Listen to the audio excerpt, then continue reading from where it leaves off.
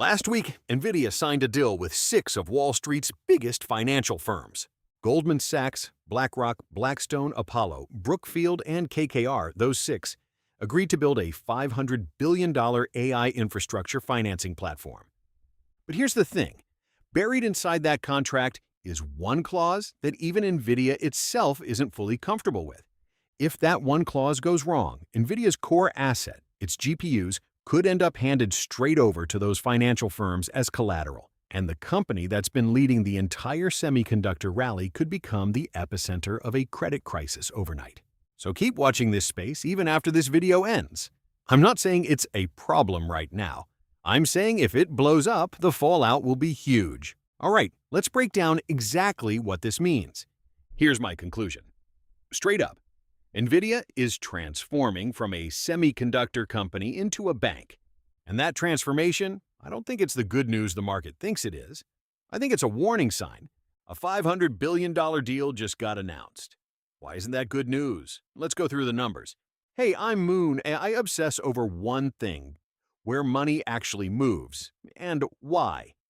If you're holding Nvidia stock, or an AI ETF, or a semiconductor fund right now, you've probably asked yourself, how much longer does this rally last? By the end of this video, you'll know something most people watching this deal unfold don't. If this helps, hit subscribe and drop a like, and let's get into it. Everyone's default reaction is the same. A $500 billion deal? That's obviously bullish. Nvidia stock should be ripping. Except, right after this deal was announced on the following Monday, Nvidia stock dropped to around $218. A $500 billion mega deal just got announced, and instead of celebrating, the market reignited the AI bubble debate. And that's the first real signal here. The size of the number isn't what matters. What matters is the structure the money is moving through. Here's what most people are missing. This deal isn't really about investment. It's about transferring risk. This is where it actually gets interesting. Let's take it apart piece by piece. First, let's nail down exactly what this deal is. On the 10th, Nvidia signed individual memorandums of understanding with 6 financial firms: Apollo Global, Blackstone, BlackRock, Brookfield Asset Management, Goldman Sachs, and KKR. Total size, $500 billion. Here's the structure. GPUs and data centers get pledged as collateral, and loans get issued against that underlying asset base. The market's already given it a nickname: BankOfNvidia. Think about that for a second. A chip company is now designing lending products backed by its own chips. That's the equivalent of Apple issuing bonds backed by iPhones. And here's the real core of it. Nvidia isn't just a chip-selling business anymore. It's drifting into a derivatives business, a money engineering business. If that goes well, no problem at all. It becomes a whole new revenue stream. But if something goes wrong on the financial engineering side, this isn't just a dip in chip sales anymore. It's the kind of thing that can spread through the entire credit market.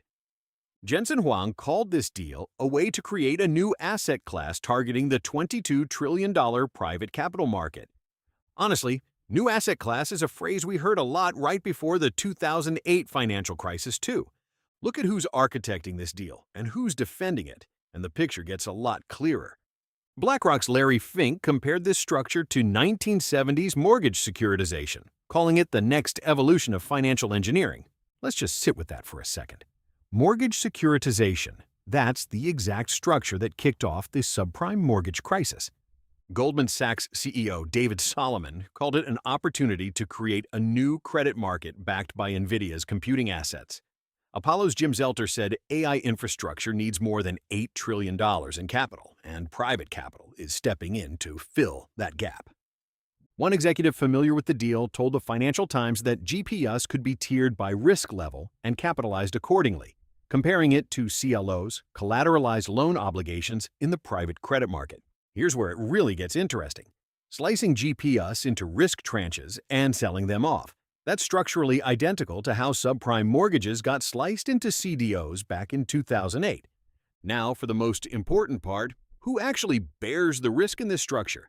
Nvidia agreed to guarantee at least 25% of the residual value of its GPUs over the lease term, a first-loss structure. According to the Financial Times, that means Nvidia is absorbing at least 25% of the downside risk on chip value itself. Stop and think about that. Nvidia has to personally backstop 25% of its own product with its own money. If this were a slam dunk, rock-solid product, would it need to self-insure that much of the downside? Then there's the circular financing problem. And Nvidia is reportedly considering up to a $3 billion investment in Lancium, and last week backed a $2 billion funding round for Fermi at a $10.5 billion valuation. Both companies supply power to AI data centers. So where does that money eventually flow back to? Critics say it comes right back around as Nvidia chip orders. The supplier funds the customer, and the customer turns around and buys the supplier's product with that same money. The more that loop repeats, the harder it gets to tell real demand from manufactured demand. According to TipRanks, 36 of 37 analysts covering Nvidia rated A buy, with 1 hold and 0 sells. Price targets range from $250 to $500, averaging $308.69. That level of across-the-board optimism on Wall Street, honestly, that's what makes me a little nervous. Because historically, the moment risk is building the fastest is usually the moment the market is least able to see it. Okay, now let's get practical. What should you actually be checking? First, check your exposure. How much of your portfolio, individual stocks or ETFs, is concentrated in Nvidia or AI semiconductors? If you're overweight one theme, now's the time to review position sizing. Second, watch credit spreads tied to GPU leasing. If spreads on data center debt start widening, that's the market starting to doubt the value of GPU collateral. Third, watch the spread in analyst price targets. A range from $250 to $500 tells you how much uncertainty is actually baked into Wall Street's own valuation of this company. Fourth, keep following the circular financing headlines. Watch how much of what Nvidia invests in its customers flows straight back into Nvidia orders. That loop is going to keep showing up in the news. To be clear, this isn't a sell everything now video.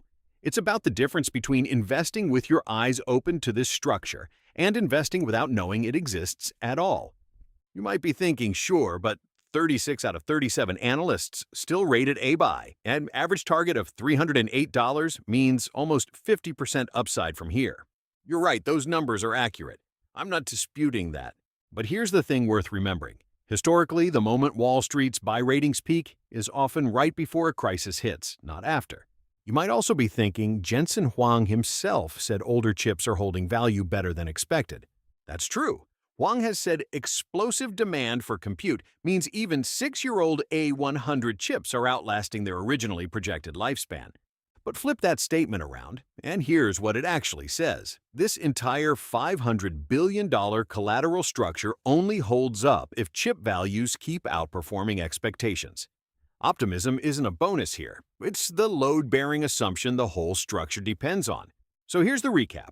A $500 billion deal that looks like a massive win on the surface actually has a risk-transfer structure inside it that resembles subprime mortgages, and Nvidia itself agreed to eat at least 25% of the downside. If it goes well, there's no problem at all. But if this derivatives business, this financial engineering play, goes wrong, it won't just be one chip company's earnings miss. It could shake the entire credit market. That's the part worth remembering. Protect and grow what you've built.